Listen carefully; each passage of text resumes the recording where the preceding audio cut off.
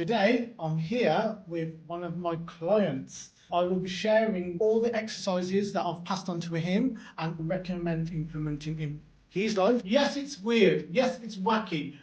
3, 2, 1. Going to the dinner table was like going into a war zone. You never knew what you were going to get. And the police came into my bedroom and tackled me on my bed and dragged me out of the house. Wow. And my buddy drops me off the first night, and this guy comes out of the darkness, and he's bleeding everywhere. I mean, his arms are cut to shreds. And I'm like, I'm a Boy Scout still, and I'm like compressing the blood, bleeding. And then all these police show up, and they drag this guy, and they throw him in the cruiser, and I'm covered in blood. It's my first night on my own, and they drive away and just leave me standing there. But when I'm in free fall, there's no pain. And you're not thinking about the bank account, business dealings. It's just, you just think about what you're doing. I'm at the gym. This is 3 or 4 days after she died. And I'm working out, and I'm looking at myself in the mirror. And all of a sudden, because I hadn't broke down, I hadn't done anything. And I just, like, my trainer was like, what is wrong? Delusion is delusion, whether it's a positive delusion or a negative delusion. It doesn't serve me well. That's a hard thing, to be alone, to be on your own, and be content. You make chaos for yourself, self-created dilemmas, self-imposed crisis after crisis after crisis. That's how I ran my life, and didn't know it. The problem's not the problem, it's my reaction to the problem is the problem.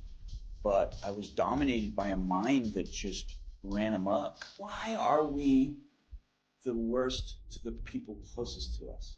Hello, and welcome to the Next Level podcast, where me and my guest share our experiences, our hard-earned wisdom and practical exercises that have helped us level up, and in turn, we pass them on to you so you can do the same. Today, I'm here with one of my clients. So I will be sharing with you all the exercises that I've passed on to him and all the exercises I recommend him implementing in his life, along with you at home, and everything that he's learned from me so far, and just generally everything that he has learned in his whole life as well. So before we introduce Justin, I would like to share with you, Justin hasn't done this one before, one of my uplifting exercises and frequency raisers that is very new to me. So yes, join in if it's suitable. Okay, so let your arms hang, Justin. Okay, get some space. We're going straight into it. Okay, so we breathe in and bring your arms up like you scored a goal in the World Cup. Okay, one of the most joyful moments you've ever had in your life. Okay, and relax. Okay, really mean it. Okay, we're going to go with 3. Yes, it's weird. Yes, it's wacky. Try it and see what it does for your energy levels. Okay, 3, 2, 1. Yeah. 2 more.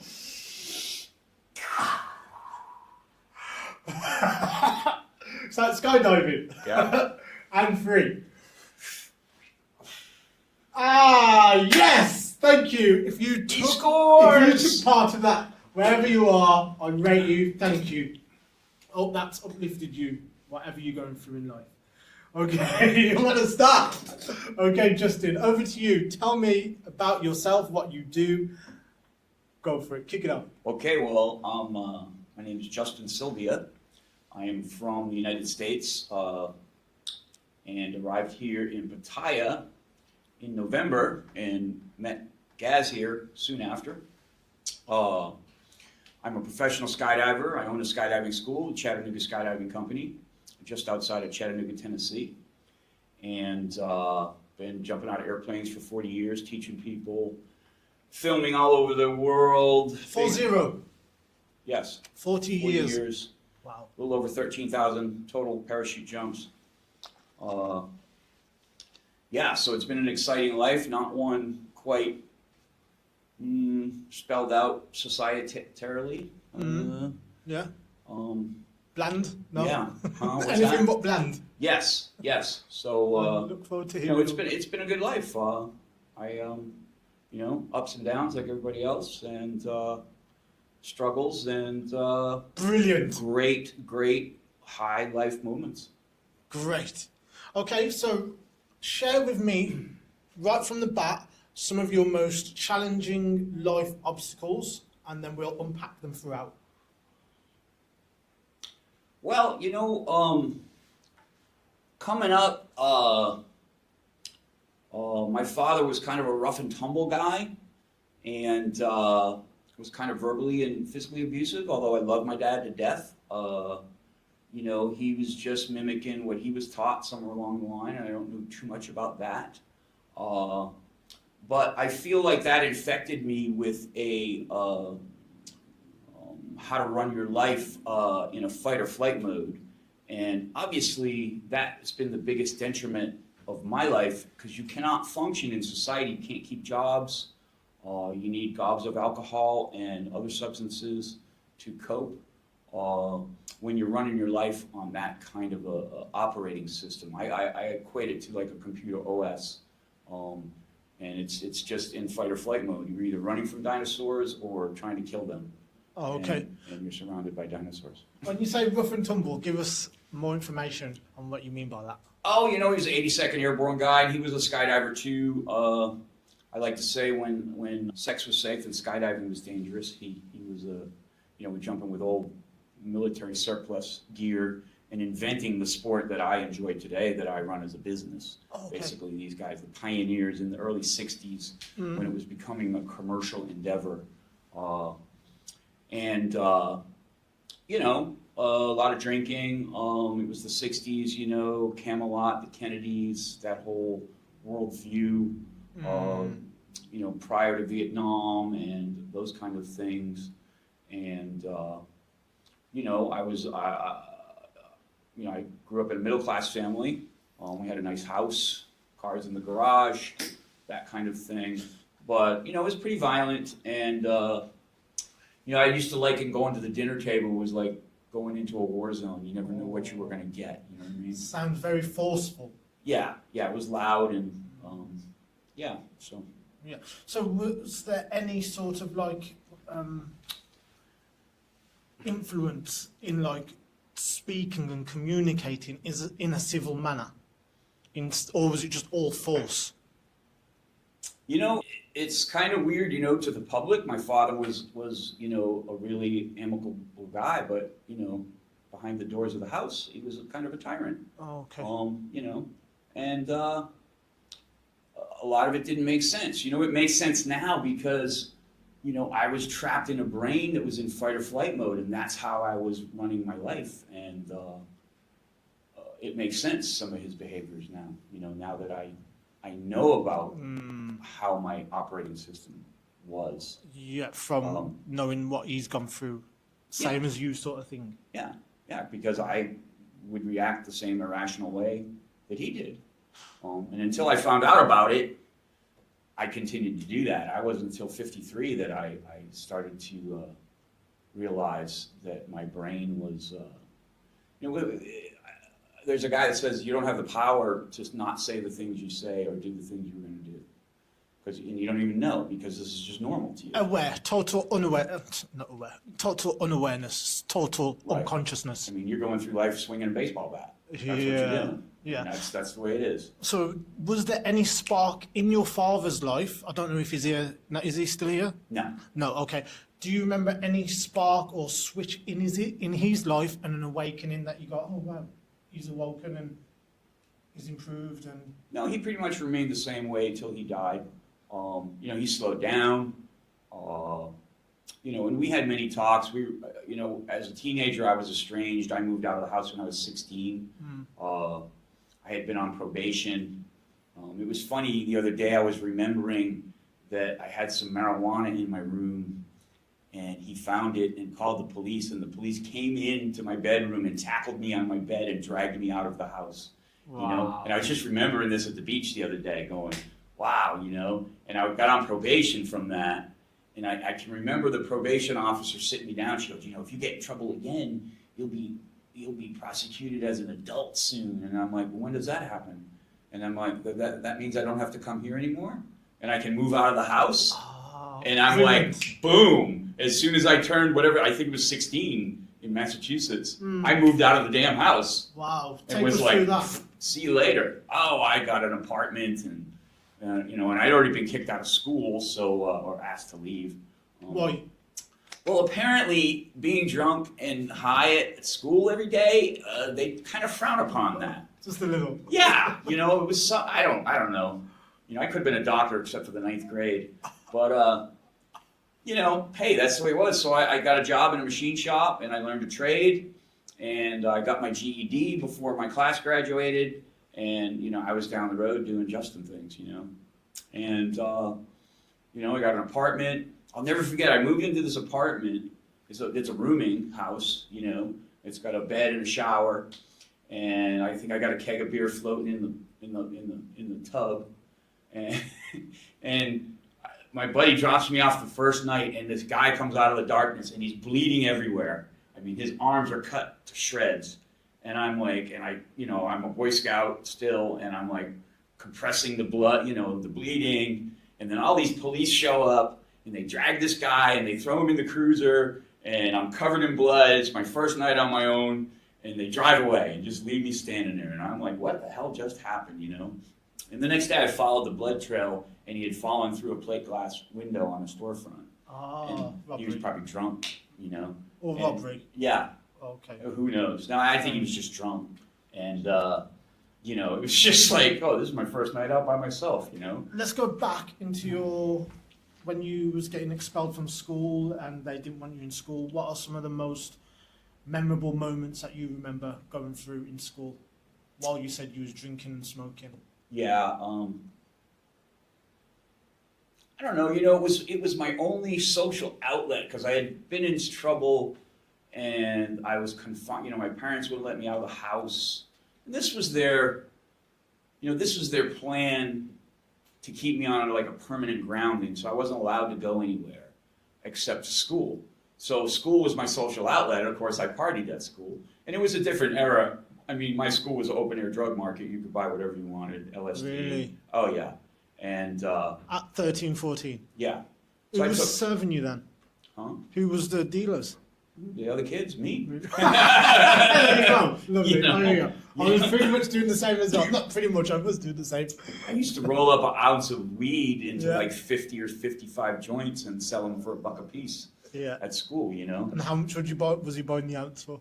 $40. Oh, okay. Yeah. Got you.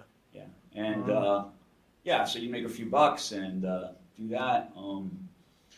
I don't know, it just, and then I went to this alternative school, which was really cool. So they took all the troublemakers and they bust us into closer to Boston.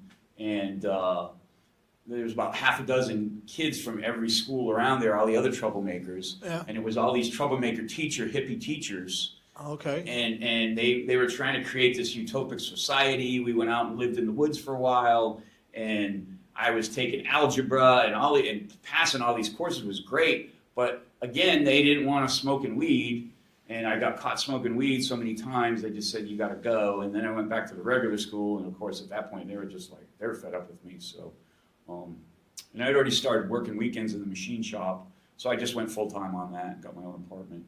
What was your love life like while you was going through those periods? Oh, I didn't have a girlfriend yet. When I was 17, I met my wife, Diane.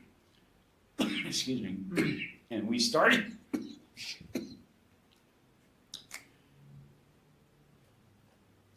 And she was my first girlfriend, first lover. Yeah. And ended up first. Yes. Wow. And this also shows a part of me that I'm just trying to confront my relationship attachment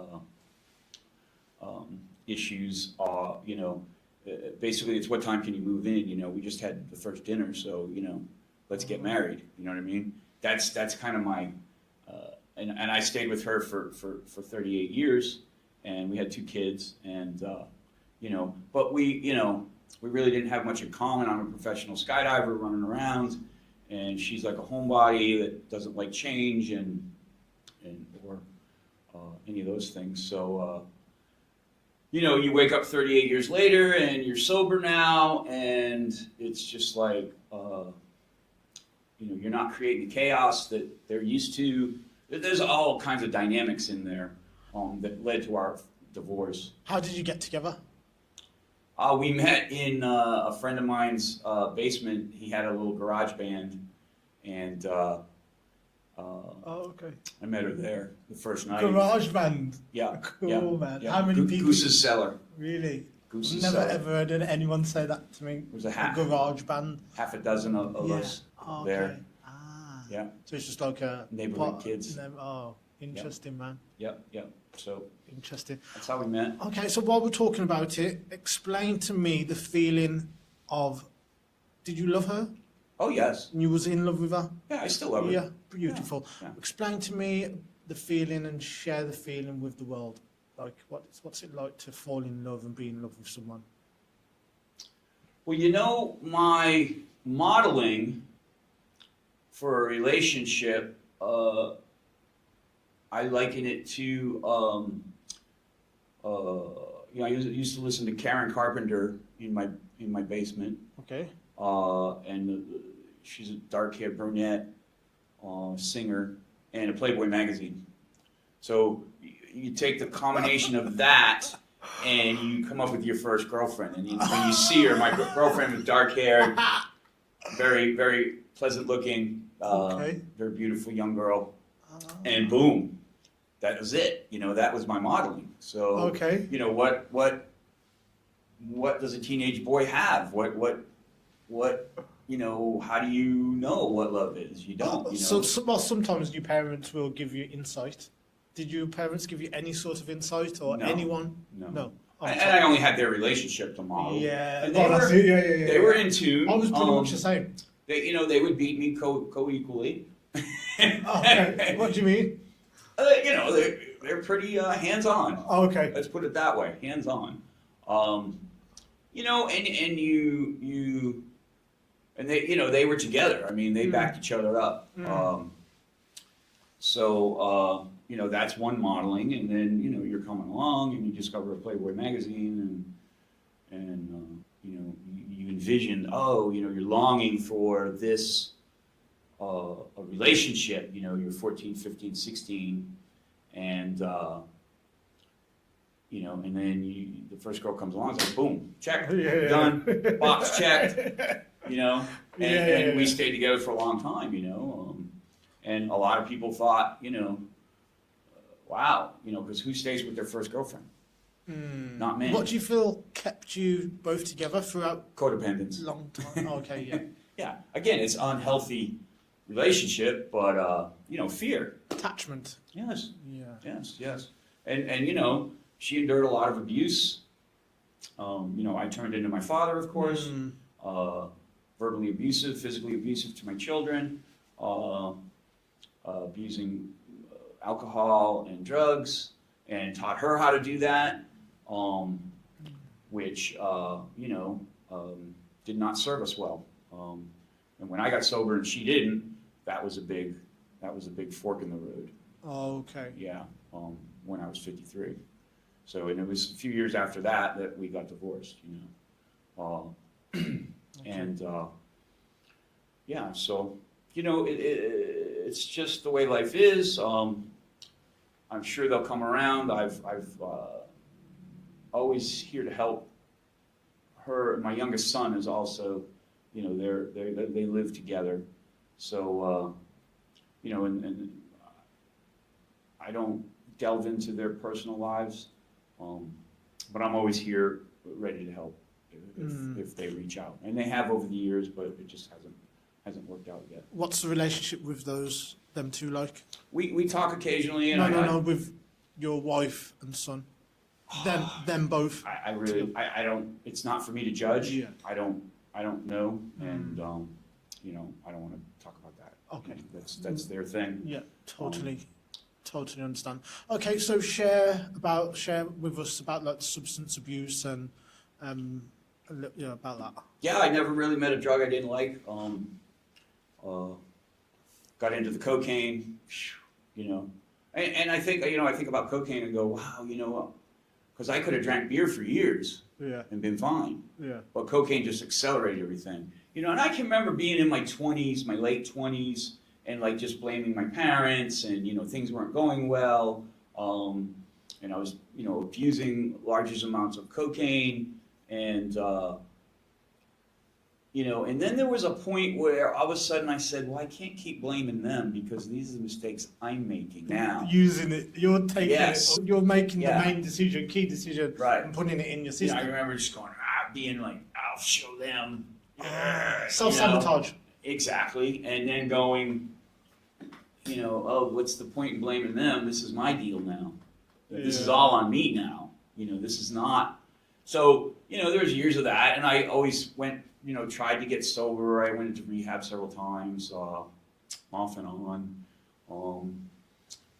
The first time I went, I had overdosed on cocaine and split my head open. And, I was in my early 20s, and my wife, we weren't married at the time. She was probably 19 and came home and found me. Oh, yeah. And I had split my head open, and there was blood everywhere. It was a mess.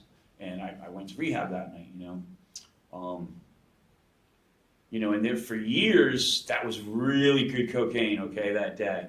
And I would go back and relapse thinking about that, thinking about how good the drugs were. Mm.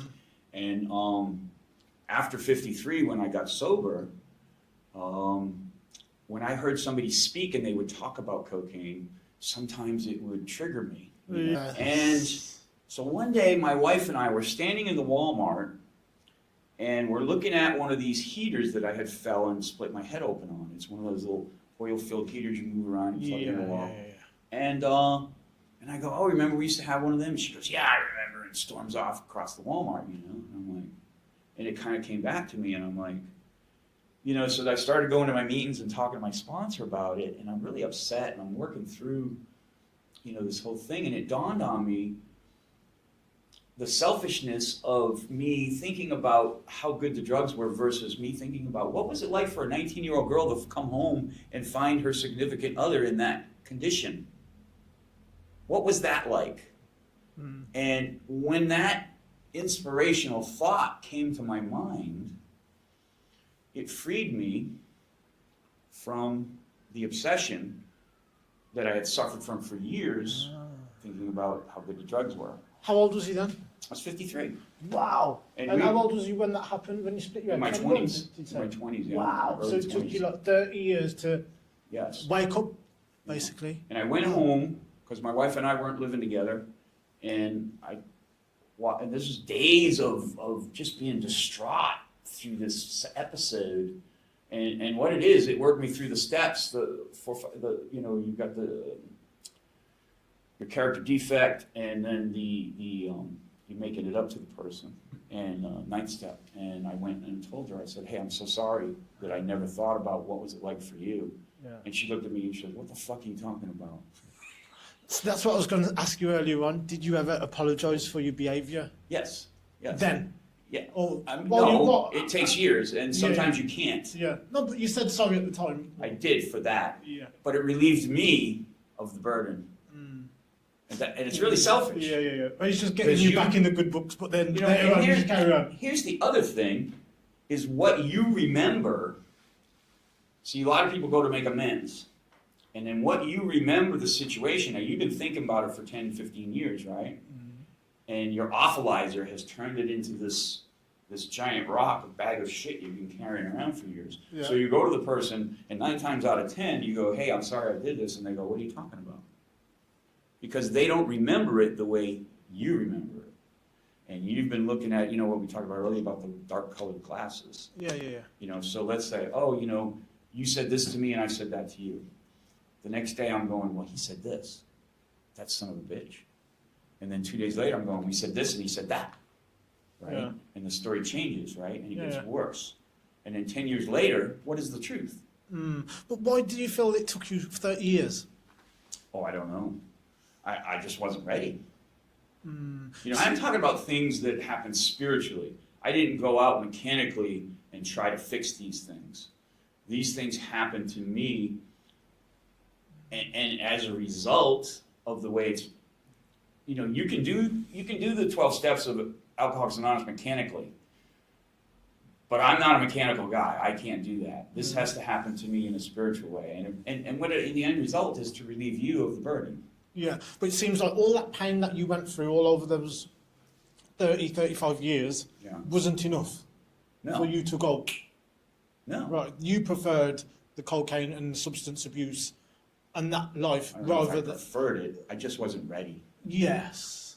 I just wasn't ready. Or maybe you felt like you didn't, that's what you deserved. A guy said to me the other day, I posted something on Facebook, and he says, man, it's, you know, we told you this years ago. And I'm like, I couldn't hear. Yes. Yeah. Because you're not ready. You're not ready to. Oblivious. Yeah. And it goes back to what you said about your dad. He didn't wake up for the rest of... He didn't ever wake up. No. He took that struggle, pain body, I'm sure, like you've worked with me for a few months, body, you understand that pain body. Yes. That pain body was that heavy in your father. Exactly. He passed it on to you. It carried on, and then it took you another how many years to let go of it. Mm-hmm. You know, the same with my mom. My mom died, and you know, I actually got to the point where I was successful, and she actually came and lived with me for a few years. I had a successful business before she died. You know, and it was kind of nice for her to see that I actually, you know, I was probably the most likely to go to prison out of my class, you know. There's a funny story. I did a photograph of us skydiving with the American flag back in my 20s in Florida, and it went on the Associated Press. It went in national picture in newspapers all over the country, and it ended up in my little Milford Daily News, the town where my mom lived and I grew up, where I made the front page being arrested and being crazy and, you know, fighting the cops and, you know, just full page, front page, crazy shit. Yeah. And the guys interview me and they go, "Oh, my mom's really proud. I made the newspaper without being in the police beat." Yeah. So tell me about that redemption, and like, how did you manage to go all through that substance abuse for so many years, but still skydive? Well, skydiving was kind of like the Wild Wild West. Back in the day, you know, these guys had very large airplanes with no seats in them. Yeah. So cocaine was kind of very plentiful in the circles that I ran in. You know, it was just part of the era. You know what I mean? And that's what we hearts did. took some pounding into it. Oh, we stayed up all night and skydived all day. Wow. For days on end. How many skydives have you done in the without no sleep sort of thing in the like I couldn't tell you. No, really. I'd do so much, you know, a whole weekend and then sleep maybe on Tuesday. 10? 10? 10 times? Oh, do 10, 15 a day. Yeah. Friday, Saturday, Sunday, Monday, and then sleep. Wow. But I mean, that's just the way it was, you know? Yeah. It was the Wild Wild West, and it's not like that anymore. I mean, skydiving has gotten very safe. I mean, we've gone from 35, 40 fatalities a year, and I think we had 9 last year. In your business? In the whole world or the whole in the country? So we're members of the United States Parachute Association, and there's people all over the world that are members of the United States Parachute Association because they sent the governance, and they keep the records. So an average year, you would lose 30 to 40 people every year from skydiving, and that's out of 3 or 4 million parachute jumps made each year, which is very, very fractionally minuscule. And now we've got it down, like there was 9 fatalities this past year, and that's like unbelievable. Wow. And it's because of the safety and the you know, discipline. You know, we've just made some big changes, and you know, it's not the 90s anymore. Okay, so tell me about how you got into skydiving. Well, my dad was a skydiver, 82nd Airborne, World War II guy. I mean, I grew up around these guys that parachuted into France. 82nd what born? 82nd Airborne. What's that? It's big military part of the United States Army. Oh, okay. Yeah. It's the paratroopers. Oh, okay. So in World War II, those are the guys that jumped into France. I mean, these guys I grew up around. These are friends of my dad's. And, And then in the 60s, when they started doing it for fun, he got involved with that. And, we would go out every weekend and he'd be jumping out of airplanes. And my older brother, Frank, made his first jump when he was 15. Really? Yeah. And when I was 21, he called me up and said, hey, I'm going to pay for your first jump. And so I went out to the skydiving center and made my first jump and never stopped. And that was 41 years ago now. It'll be 41 years this June for me. So your father, you say he was parachuting in World War II? In World War II, and then in the 60s, he got involved in it as a sport. Oh, okay. And it became a recreational sport, skydiving. And it became commercial. But that was his first introduction, was through the military, 82nd Airborne. And so just grew up around it. Great camaraderie, great families. I mean, I'm still friendly with these people. I just met a woman. She was a world champion in the 60s and knew my dad, and she's going around now. She's trying to make 1,000 jumps. Like years ago, in the 60s, to make 300 or 400 jumps was like, that was your career, because the parachute equipment was so punishing, the landings were so punishing, that's all your body could handle, and then you had to retire. So now she's trying to get 1,000 jumps. Kim Emmons Noor, she's like, I don't know, 80 something, and she's got a little minivan, a sprinter van, and she's driving around the United States doing tandem jumps at all the places. And she was a friend of my dad's. 1,000 jumps? You've done 13,000? 13,000, yeah. And she's trying to do 1,000? To get 1,000, which is gold wings. You get gold wings with 1,000 jumps. Oh, okay, so why is it so impressive for her to do it? Back in the day, that was a big deal. For your career to last 1,000 jumps, for a human to make 1,000 jumps was a big deal. Back in the day? Back in the day. But now, with the airplanes and the equipment, it's not as punishing on your body. You can handle it. Back then, there was just weekends. Now we've got commercial places that are 7 days a week. I can make 1,000 jumps in a year. Talk to me about the feeling of doing a parachute jump. It's you're not worried about anything. Yeah. And my body doesn't hurt. I've got a lot of injuries, aches and pains. Yeah. Broken femur, broken ankle. But when I'm in free fall, there's no pain. Yeah. And you're not thinking about, your bank account, your business dealings, any of that stuff. It's just, you just think about what you're doing. So your body's flooded of adrenaline? I wouldn't say that. I think it more has to do with the gravity, because you're not standing on the planet anymore, so it's not pulling on you. Oh, okay. So you feel weightless. And then you can move your body around the sky like we could move around this room. I can pull my arms back and stick my legs out and go forward, backwards, up, down, compared to you. Yep. Changing my body position. We get together, large groups. I do a lot of photography. Do you think, how was the first ever skydive you done? It's very emotional for me, because I grew up around it, and I had been estranged from my dad. I actually started to cry in the airplane. And the smell of the airplane fuel burning filled my senses, because that's a very special, high-octane fuel burning in a reciprocal engine. It's a very special smell. I was quite emotional. Good way or bad way? Good way. Okay. Yeah. Nice. And this actually reunited my father and I through my skydiving. Yeah. Over the years. And I can remember him saying to me, I still hadn't really put my life together. I think I had a skydiving business in Florida at the time. It was just prior to him dying. And he said something to the effect that, because he always worked a job and had, and I was like, seat of the pants,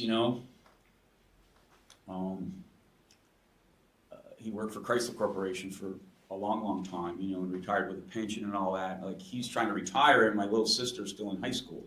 They're Catholics, they had a lot of kids. And, you know, it's like, he was like, you know, you're doing it right. He did say that, you know. Okay. He says it's not traditional what you're doing, Yeah. how you're doing it, but you're doing it right. You know, because I'm living my life now, you know. Yeah. I heard friends come to me, what are you going to do for retirement? What about this? What about that? And I'd just be like, Yeah. I don't know. What things did you learn from your father that have been a positive? Well, you know, he had a lot of love and he cared about a lot of people, you know, and he kind of always expressed that, you know. And he did take a lot of time with me when I was younger. We would go on walks and do all these things. You know, there was like an effort, like, so there was 3 generations. My brother Tom, Frank, and Betty, and they were born in the 50s. And then my sister and myself were born in the 60s. And then the others were born in the 70s. So there was like 3 different generations of children in there. And I think he was trying to see, you know, these are the mistakes I made. I'm going to do this with this group here. Oh, okay. And I came along and, you know, I was kind of like the favorite son, spoiled kid, I guess. Okay. But, you know, I don't know. Okay. So as you've just mentioned about his death, how did it affect you? Oh, he died of cancer, throat cancer. He had had many, many bypasses. Like he had a bypass in his late 40s, early 50s, when it was an experiment. Like, if we don't do this, you're going to die. And if we do it, you'll get another 5 years. So they changed all the valves in his, or the veins in his heart, and he lived for, you know, until 72. So another 20, 25 years he got. But, you know, it was emotional. I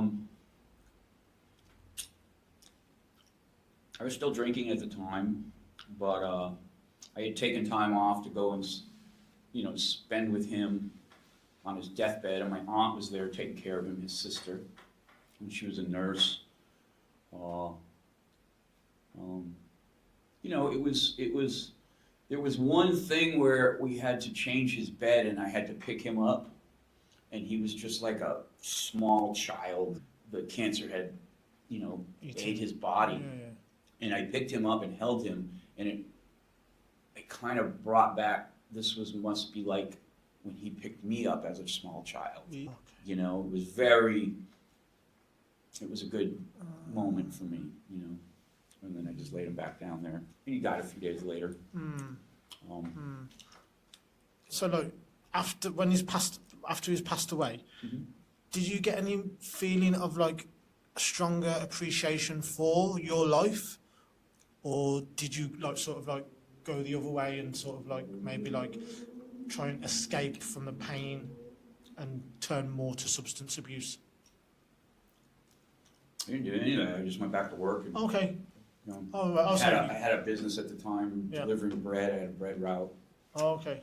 back in Chattanooga. And just carried on, you know. Oh, so it didn't have a massive impact. No. Your mother, yeah, totally. How about your mum? Well, my mom, you know, I spent a lot of time with her. We ended up, when she got dementia, and we had to put her in a nursing home. She lived with my sister for a while. And, you know, when she died, I was prepared for it, and I'd been going to visit her a lot. And my skydiving businesses were doing very well. I had 2 at the time. And, you know, so I got to spend a lot of time with her. You know, and I'll never forget when I knew she was going to die. Like, I went to see her one week, and then I went to see her again, and she had just stiffened up. Oh, okay. Like, she was there, she could talk, but her legs were locked, and her arms were locked into this fetal position, you know?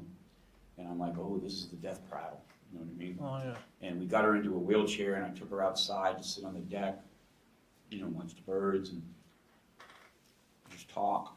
And, you know, she died soon after that. How soon after that? Within 4 or 5 days. Okay. but I knew that was it, you know, and this is going to be the last time I was going to see her. Mm. Because I had to go, I can't remember what. Mm. But, so, I had plenty of time to prepare. And,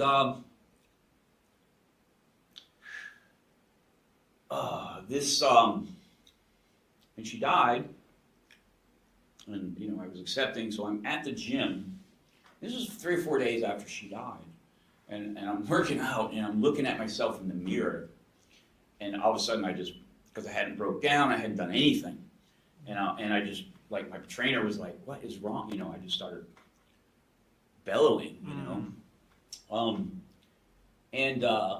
Episode of violence that had happened between my father and her and I came into my psyche and was just owning me, you know, and I was like so pissed at her over this episode. And for a couple of days, it was just like, And then it dawned on me, like, that's not all my mother was, you know, that one instance. What instance was that? It was very violent. I Okay. really want to talk about it because of Okay. Okay. So, but it's not what my mother was all about. You know what I mean? She was a human. They made mistakes.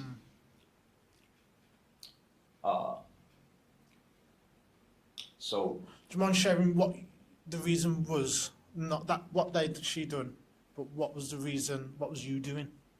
Oh, I couldn't tell you. Oh, okay. Just probably being in trouble at school or Yeah. something. Yeah. I can't, you know, it probably doesn't really matter. But the level of violence that was off the chain. Yeah. So, I'm obsessed with this for days, like blaming, you know, angry at her or whatever, and she's just died, and I'm like, but it's hurting me. Yes. You know, you're holding on to that pain Yeah, that she's infected you with. Right, and it's Yes. just like and you know, I had to come about and say that's not all my mother was about. You know, my mother was Yeah. very loving, caring, she was a school teacher, all of these things. You know, not just that. Looking back now, You know, if I were to be blamed for my worst moments, holy shit. Yeah. You know what I mean? so going back and putting yourself in your mother's or your father's shoes, okay, how do you feel that like they should have dealt with you, or how do you deal with your children? I dealt with them the same way, and it didn't, you know. I have 2 sons. My oldest son is you know, he's a pilot. He's you know, he works for me. Lives in my backyard. And we have a strained relationship because of the things I did when, you know, I was his dad. I'm still his dad. and my youngest son has been affected by my, you know, but it's at that point where, you know, they're dealing with a different human, so the only thing I can do to make it up is be this different human. And that's the only amends I can make to them. You know what I mean? Yes. So if you can just sort of like paint a picture how your new self now would deal with your old self if you was in your parents' shoes. Do you understand? Oh, as a child? Yes. You know, I've never really thought about that. I'm probably not going to be a parent again. So. No, we're talking about in fantasy. We're talking. Fantasy, We're I going understand. back. We're going back. I'm trying to learn what you have taken from your parents. Yeah. What you've learned from taking that pain from your parents into your children. Yeah. And then suddenly now you've had an epiphany that that's not helping anyone. Well, here's the thing.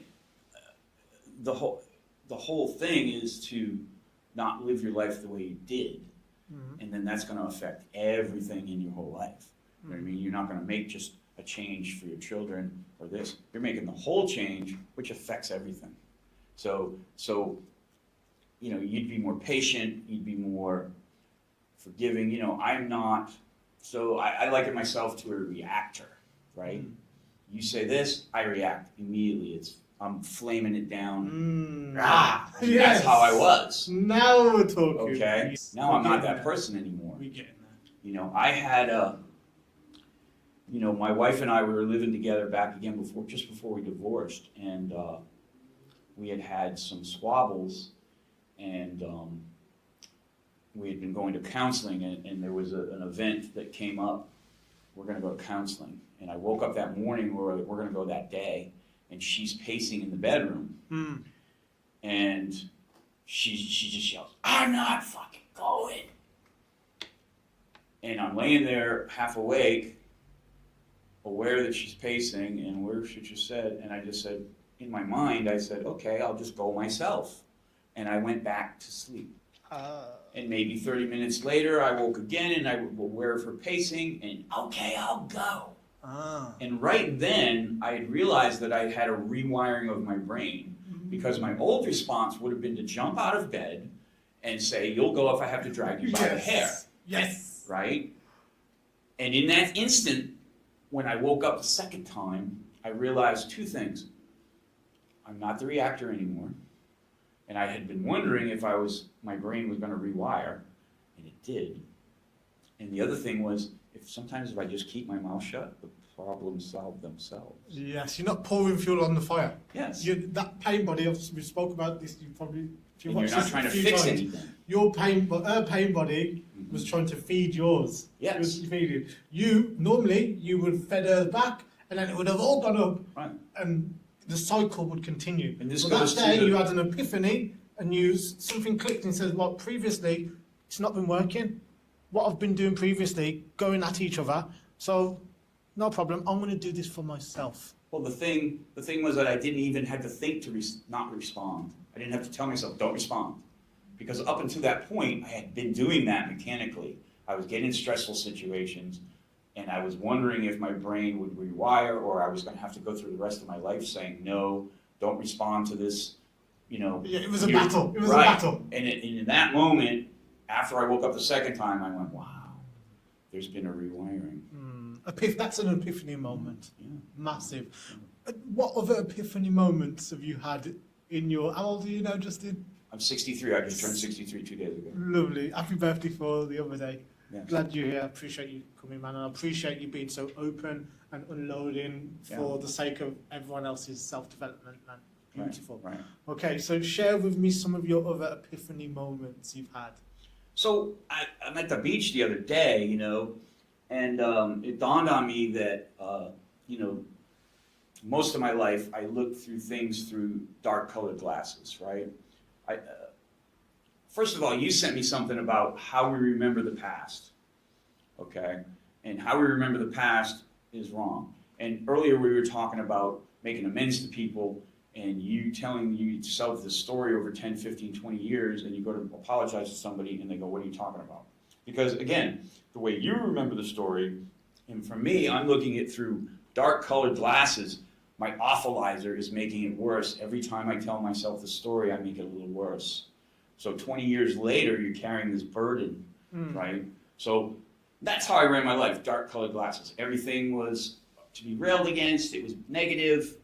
Life was a struggle, and Victim I was mentality. screwing it up. Yes, victim mentality, definitely. And, another electric bill came. Yes. Big deal, right? Yeah. The struggles of life. Just one thing before I can cut it. The book that I've been reading about gratitude, it says any bill that you have to pay, just be grateful for it. And like just that energy of not holding at it, it's just appreciation and that, just throwing gratitude, sprinkling gratitude on everything. Oh, so Sorry, paying it 2 weeks late and then calling them up and screaming at them on the phone on a Tuesday night when you're drunk, that's probably not the way to do it. Okay, well, that's the way I did it for many years. Yeah. So then, recently, I've had success in business, success in sobriety, emotional sobriety, in life, and I had a relationship with a young woman, and I'm seeing it through rose-colored glasses. The relationship has ended, and I've struggled a little bit with that ending, and I have this memory of this relationship. In my mind, was utopic. It was perfect. Everything was great. And just like looking through life through dark-colored glasses, looking at it through rose-colored glasses is the same distortion. It doesn't serve me well because it keeps me wanting something that I'll never get back that probably never really existed. Sort of like cockiness and procrastination. Okay. You know, somewhere in the middle. Like, that's where the truth is. yes, like you can too confident in something you ain't going to put no preparation in. If you put in too much worry, you won't even have a go. Yeah. Delusion is delusion, whether it's a positive delusion or a negative delusion. It doesn't serve me well. Too much is too much, and too little is too little. And it takes me away from the now.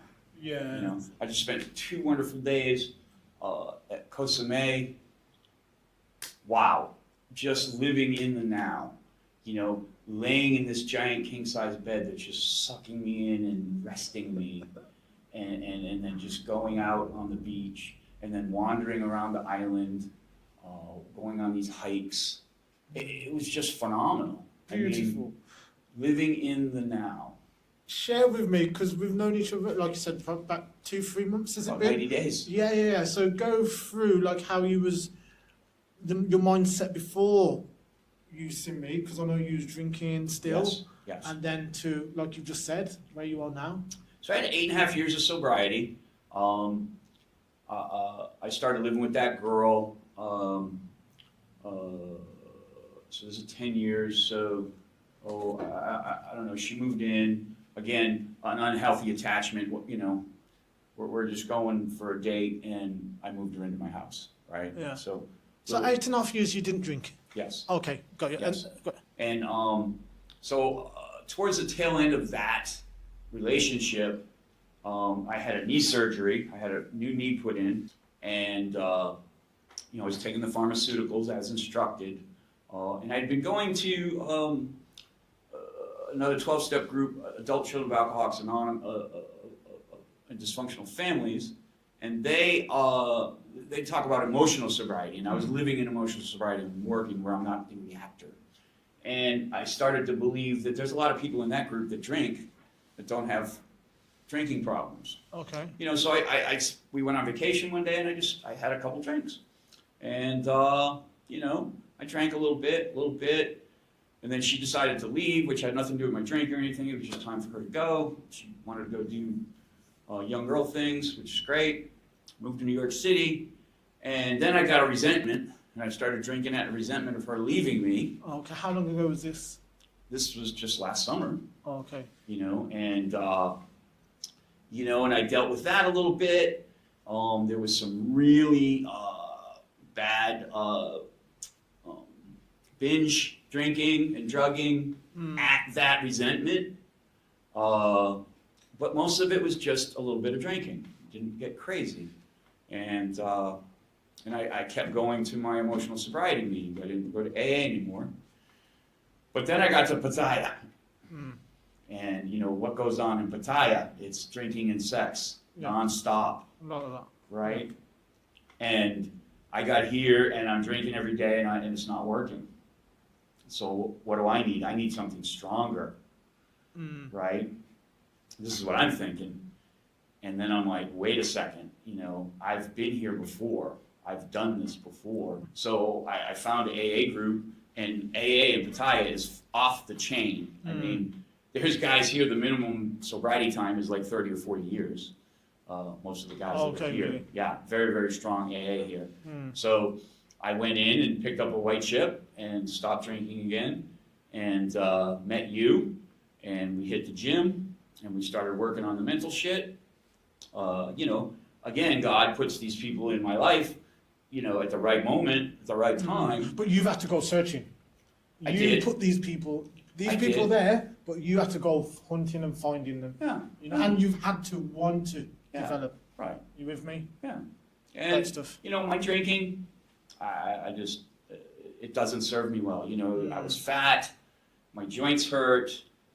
I mean, alcohol is poison to me, really, if you boil it down. It's not good for me physically or mentally, because it will eventually lead me to, I break out in cocaine, so.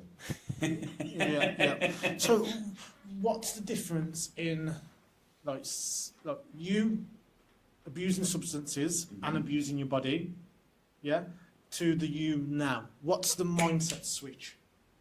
Oh, it's been hard, you know. As you know, I've struggled. We're eating the crisps and drinking the Cokes. But I'm down. I was 235 pounds when I came here. I just weighed myself. I'm 207 pounds sitting here. Okay. So that's a huge drop in weight for me. I've not weighed this much. How in my many life. kilo is that? Because I just It remember was 105, 106 kilos when I got here, Yeah. and I'm 94.3 Oh wow. Nice. Well done, man. kilos. Well done. Yes, just before I came, I stopped at Battle Conquer and Great to got hear. on the scale. Okay, so how has your self-development developed? Why has it improved, and what's been like the steps? I've gone back to my meetings and I've worked with other alcoholics. You know,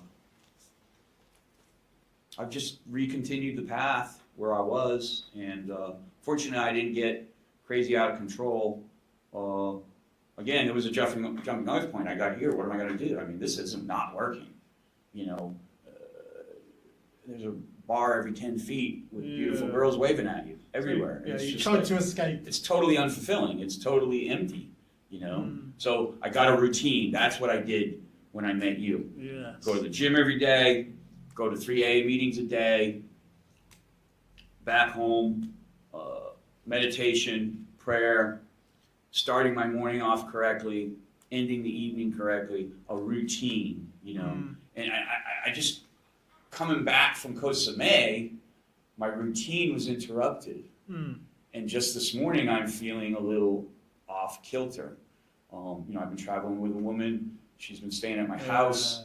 It kind of breaks up my routine. Like this morning, I'm like, it's time for you to go.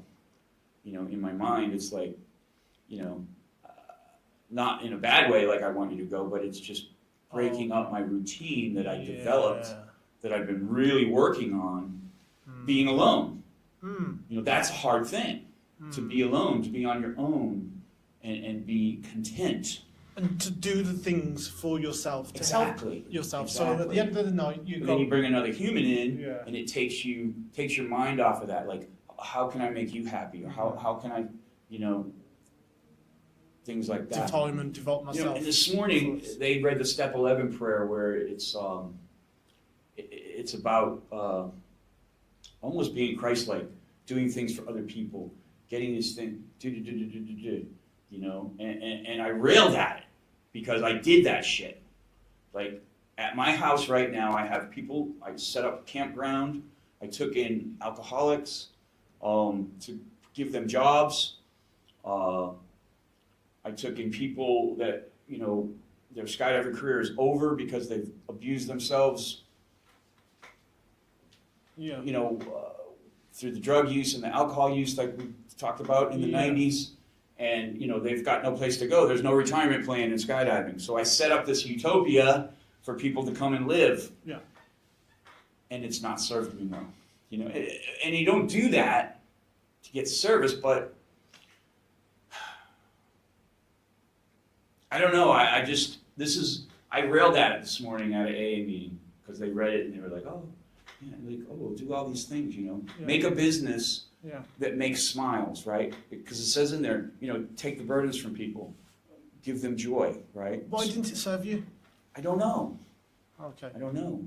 I don't know. I you know, and it's not like I'm like, I wanted recognition or everybody should be thanking me, but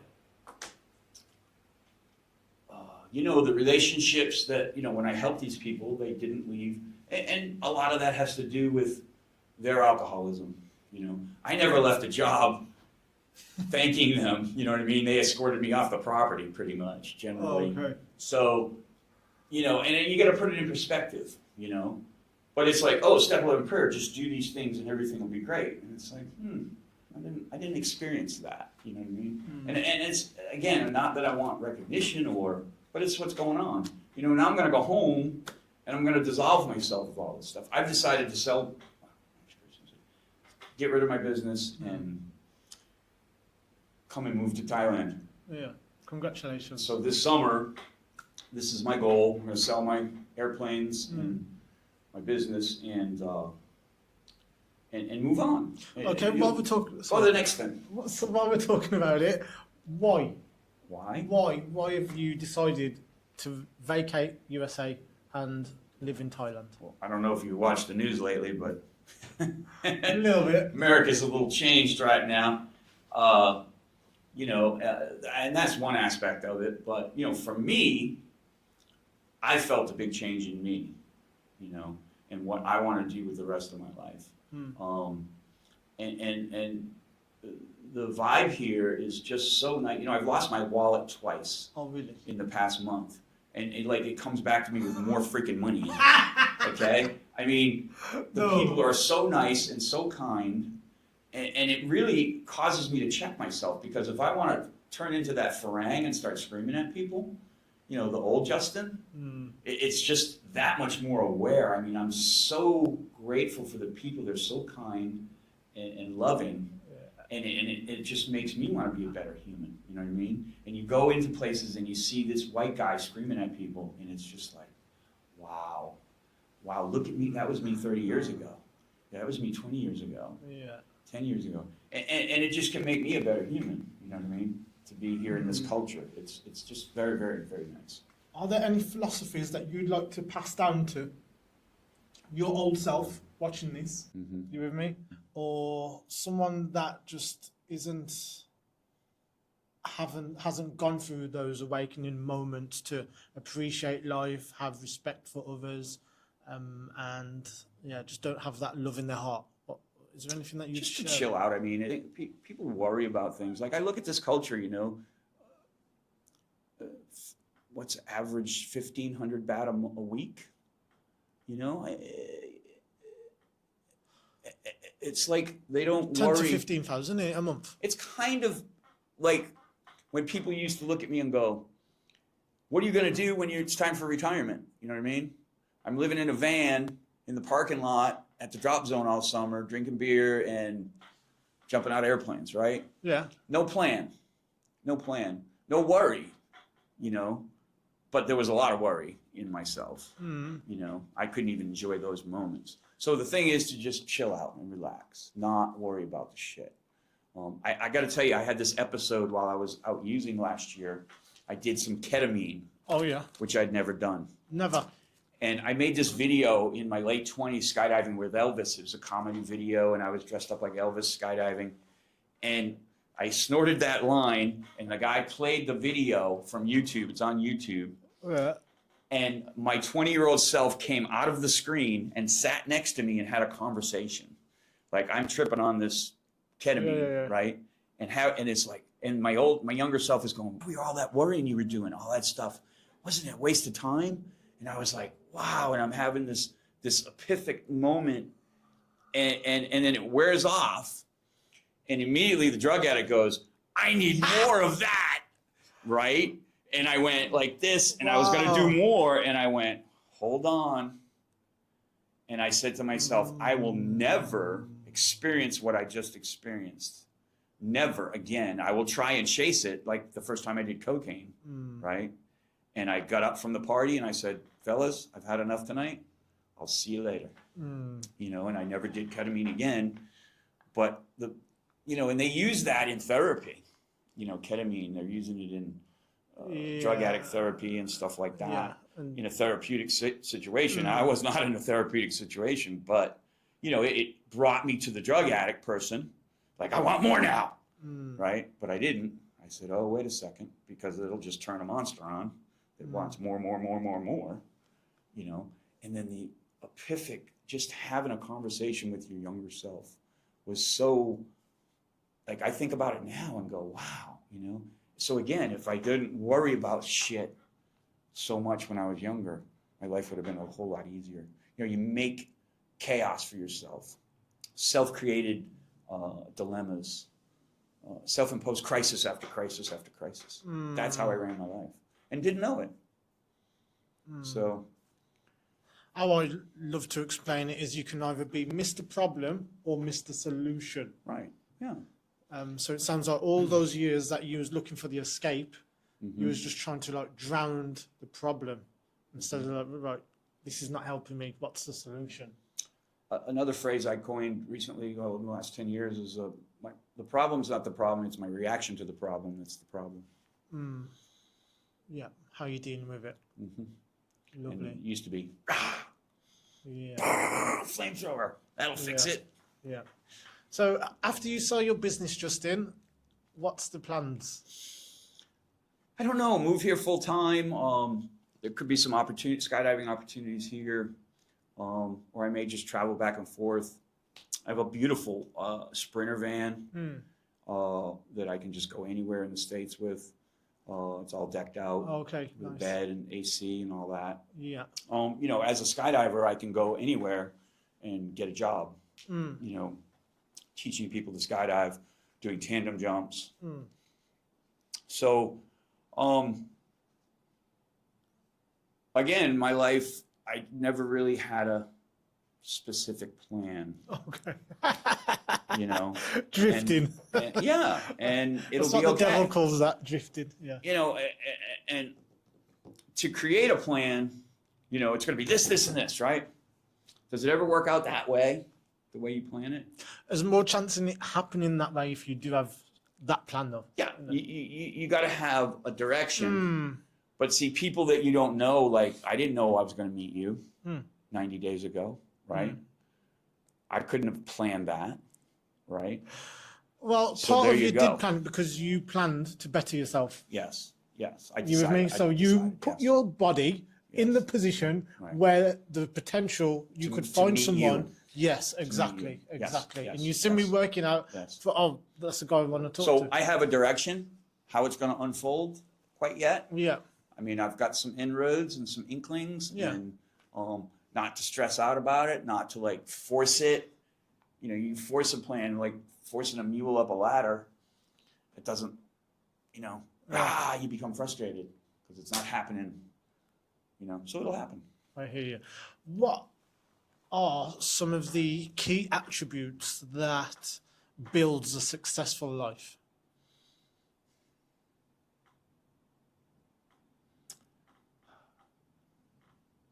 Well, you're gonna have desire, vision. For me, the best thing now is to, have a vision and write it down and then let it happen.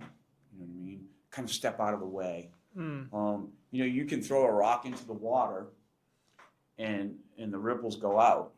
You don't have to go down into the water and push the ripples, right? You've done the motion. Flow like water. Yes. Yeah. So, does that answer your question?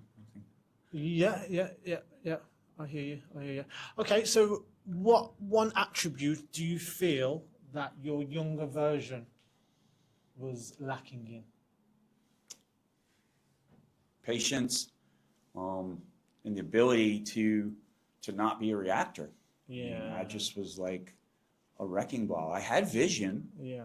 I had love and passion, but I was dominated by a mind that just ran amok. Sounds like you was in a battle. The ego was just battling with everything else coming at you. Yeah. Instead of accepting it, whatever comes and what goes, just accept. Because I would build up my life. I'd have the house and the car, and then and the next thing you know, we'd be living in a parking lot somewhere in a camper. Skydiving again. Wow. And just, So what were some of the moments that gave you such drastic drop in your life? I don't know. I think remember. it was fear. No. What's the specific moments? Because you said it was all going great, and then you was in the car in the parking lot without no home. I think it's a background tape that you cannot, you don't feel worthy to be successful. But what I'm saying is what specific thing happened? Did you not pay a bill, or did you, I don't know, what happened for that to like happen? a switch of all negative responses that would just ruin everything. You know what I mean? And I can't explain it. It's self-sabotage, basically. So it's self-sabotage. So let's paint the picture. So you're saying you're on the up, everything's going good. Yeah. You've got a lovely house, you've got a car. Yeah. Yeah. And then from that moment to where you're in the parking lot in a car. You've no lost home. the job. You've couldn't pay the mortgage anymore. You know, because you self-destructed. You self-destructed, basically. Oh, right. So it sounds like I'm guessing like maybe you had like 4, 5, 6, 7 days partying, and you lost your job. Oh, it could have been. I don't know. Mostly when I lost jobs, it was because I just couldn't keep my mouth shut. And that was before your business. Right. Over the years, there's many businesses, many jobs. You know, I just, you know, here's a for instance. I wake up on a Friday, and I go, I'm going to ask the boss to work overtime. You know, I wake up and I go into work, and I forget. Yeah. And then after lunch, the boss comes and he says, Justin, you're going to work overtime tomorrow. Yeah. And I go, why are you picking on me? Why don't you make them work overtime? Why, you know? And they go, oh, okay, you're fired. After you've asked as well? No. When I woke up, my plan was to ask. Oh, but now I've forgotten that. Yeah. But now I feel threatened. Yeah. The boss like someone's attacking your ego. Right. When you could just be happy and he's doing you a favor. Do you not want the money? This is what I wanted to do anyhow. And end up in the parking lot, fired, remembering, I was going to ask for overtime. And going, what the hell just happened? But that's a prisoner of a mind that doesn't have control over its reactions. It's just responding. It's fight or flight mode. Like, that's a dinosaur coming at me. Why? Yeah, it's reminding me to, the times when they say like a average Joe wins the lottery. Yeah. But because they haven't got the skills and like the money management and the self-control to control all that money of 5-10 million, they'll just blow it, and then a year, 2, 3, 5 years down the line, they're back at their job sort of thing. I'm sitting in a meeting, and they're talking about the new health benefits at the company that I'm working at, which I am not even on. My wife at the time has really good medical benefits, and I'm on that instead. But they're having this meeting, and they're presenting this really crappy medical plan that costs a fortune, and I'm pissed. And I stand up and start railing against them. I'm not even on the plan. I'm like defending everybody in the plant. Okay. Screaming at these people, who's paying your salary? And my boss is like, what the hell? And I get dragged into, what are you doing? I'm defending everybody. It's nothing, your skin's not on the... Not even involved in it. Yeah. It's just the auto responses that I never... And you don't even know that you're doing it. Because it's just normal for you. I got to defend everybody. Yeah. Right? These guys are taking advantage. Like you're being Why don't we just go down to the hospital and start our own plan? Yeah. Like you're constantly being attacked. Yeah. Yeah, gravitating towards the chaos. Yeah. Wow. So, operating system that I had no control over, I say, it's just, you don't have the power not to think or say and do the things you do. What you should be doing. You just do it. Yeah. What's really helped me is like, I've learned this from like spending a lot of time with my mum. Because we used to work with each other only for quite a while, like when I used to run a food business, and like she used to say something and like used to like trigger me. Do you know what I mean? Now she would trigger me the most. I don't know why it is, but people close to you, like I don't know whether they know what to say or if it just triggers your pain body, and because you're close to them and you're comfortable with them, it hurts more. Yeah. Anyway, through my development, I started thinking, right, if I say so-and-so, project in the future. I project and predict in the future, okay? If I say this to her, it's gonna go up. We're gonna have an argument. Oh, yeah. Do you know what I mean? Yes. So before I've said it, say nothing. Right. Simple as that. Well, that's a healthy response. So stopping, having space in between the trigger, feeling the frustration, feeling the anger, feeling the resentment, and going, that's not a good idea. Don't even bother wasting your energy. Which is a healthy response. Think about, I used to go home for Thanksgiving and have the arguments on the way to the drive there that we were going to have. And guess what would happen when you got there and everybody got a few drinks in them? Exactly what you planned. and you would storm out and have the big fight, and the holiday's ruined. And why are we the worst to the people closest to us? Like you just described, sometimes you get a little, she pushes your buttons, right? Like I was talking about my father. My father, to the public, was this magnanimous, giving human, But behind the closed doors, he was a freaking tyrant. It reminds me. What is that? Reminds me of, when you get into a relationship with someone, it's the honeymoon period. Right. Yes. You're putting your best self forward.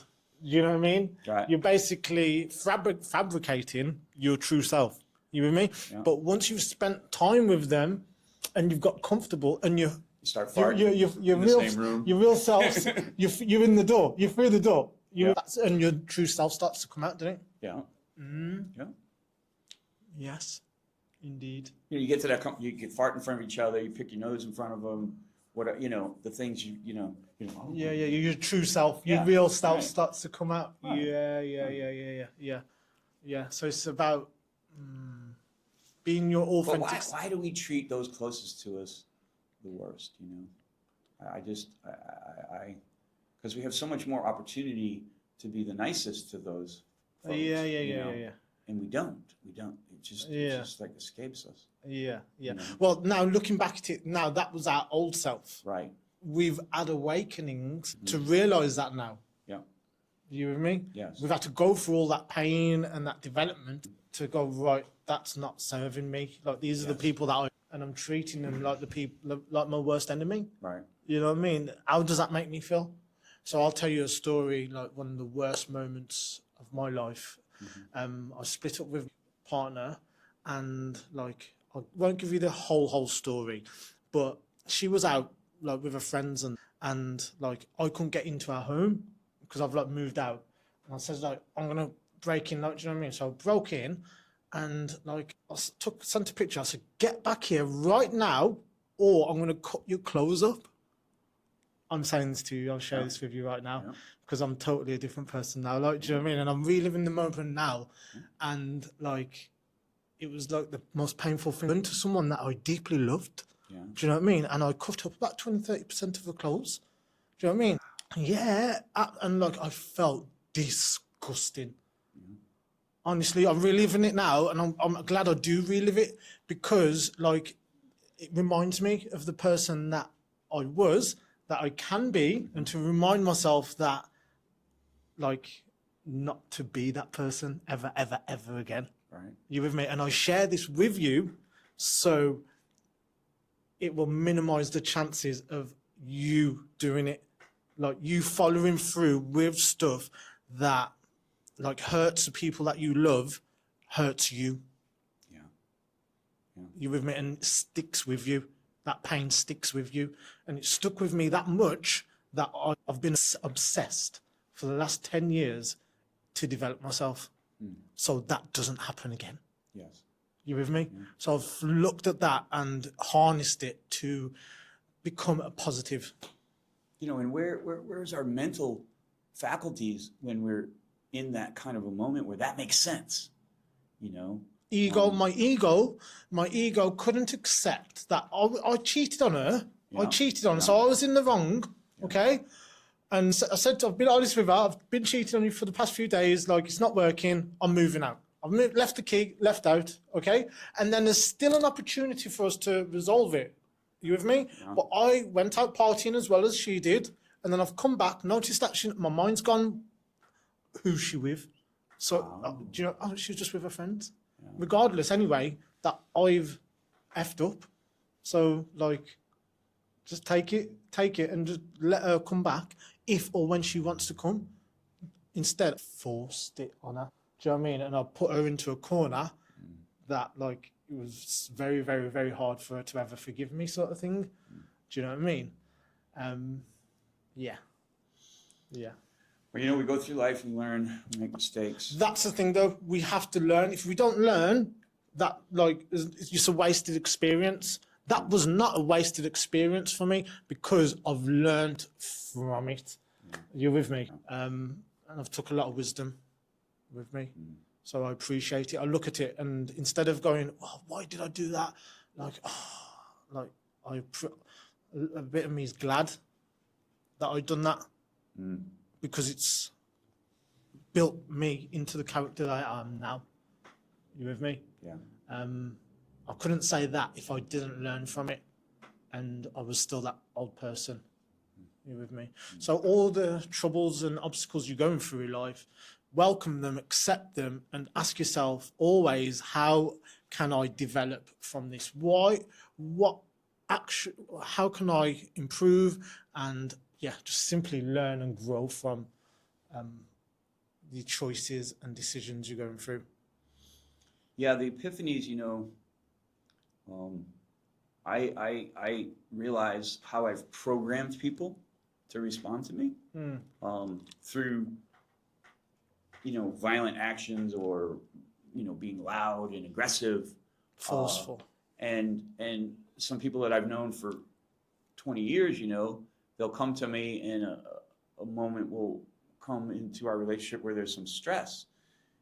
And they have to over-respond because usually my attack is huge. Like let's say my oldest son, right?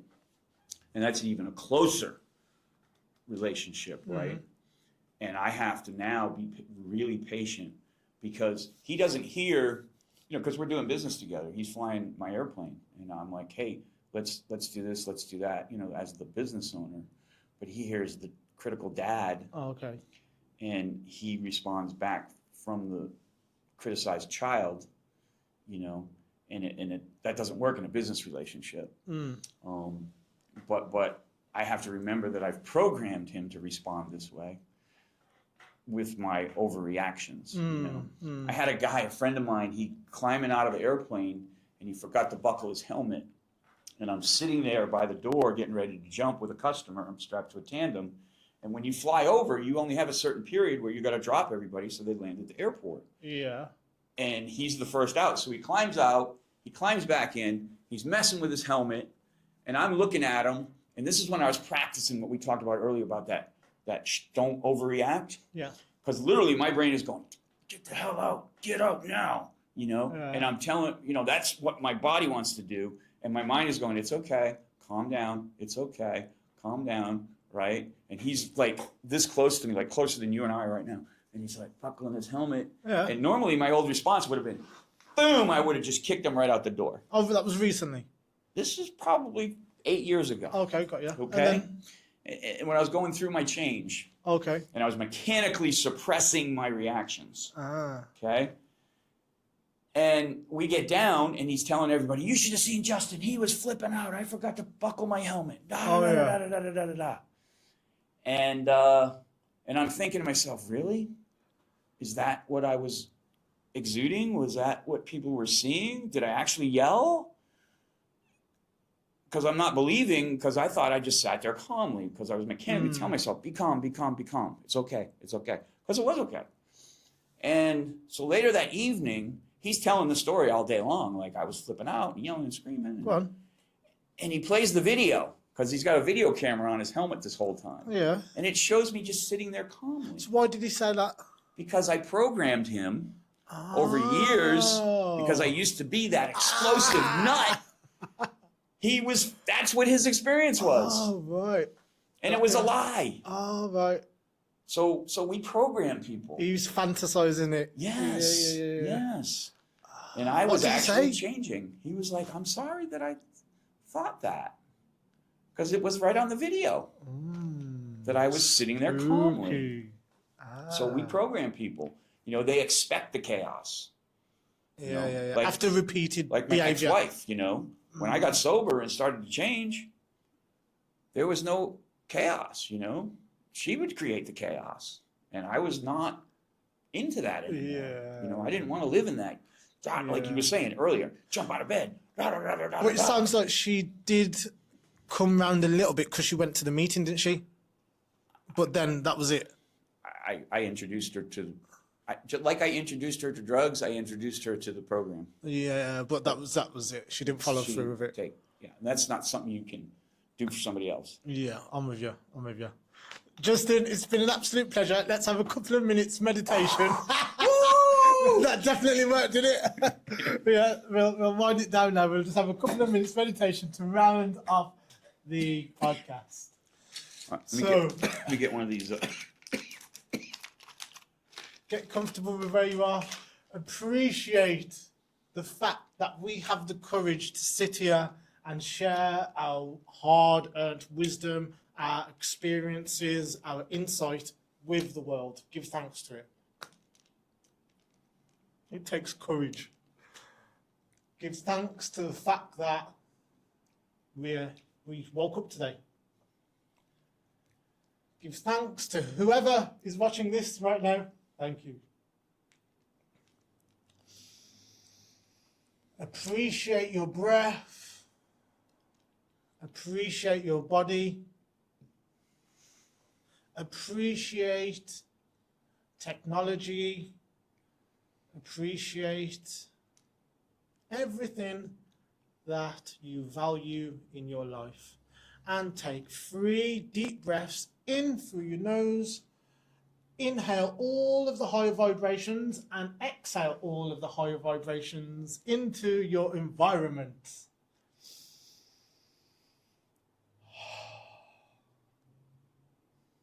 And on the third one, if it's good with you, close your eyes.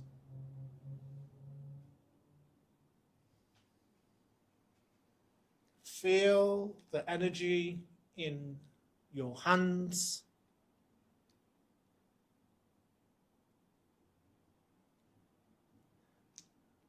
Feel the energy in your mind and say thank you, thank you, thank you. Appreciate the blood flowing through you. Thank you, thank you, thank you. Appreciate your consciousness.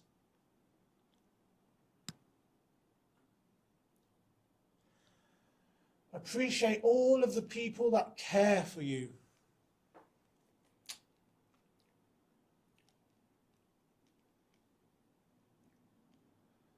Appreciate the fact that our old selves are no longer here and we have recreated new and improved versions of ourselves. Thank you, thank you, thank you.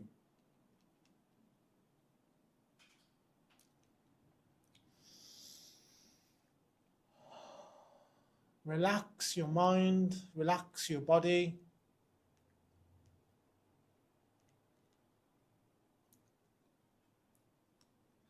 Feel the gratitude within you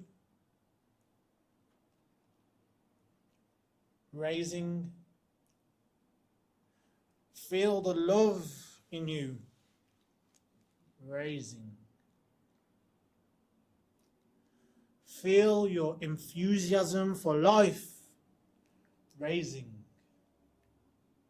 Feel your energy inside you raising.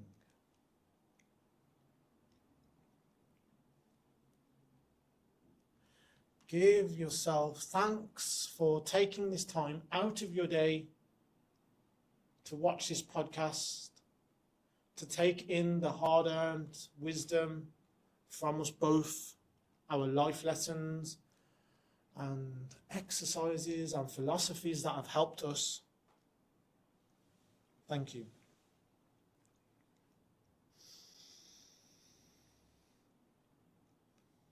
Take 3 deep breaths in through your nose. Once again, inhale all of the high vibrations and exhale all of the high vibrations into your environment.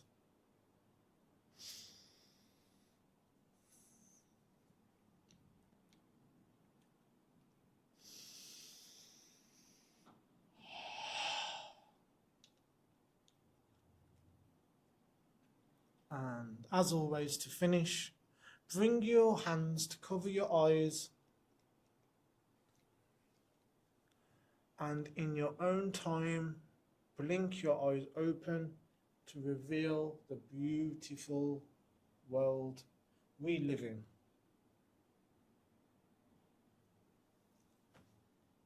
Thank you, Justin. Thank you, guys. You're very welcome. Wish you much success in your future endeavors. Thank you, sir. And you. An absolute pleasure to talk to you and unload and share some of our wildest and most painful stories we've gone through. To finish off, what are some of our most joyful stories? A lighter, more cheerful note. Oh, joyful stories? Yes, what's some of your biggest achievements and accomplishments in life? I'll tell you, filming over the pyramids in Egypt, skydiving, was awesome. Yeah. Greatest point of my life. And then going back to skydiving, where I went back in Zephyr Hills, Florida, was a full circle moment for me. I started photography there, skydiving photography there, and about 6-7 years ago, I went back, and when I lined up that shot with the drop zone below, I just started to cry. It was a full circle moment in my life of skydiving that people don't get that. People don't get to live that, and it's just like, wow. So that's my thing. Beautiful. Thank you for sharing, Justin. They're kicking us out.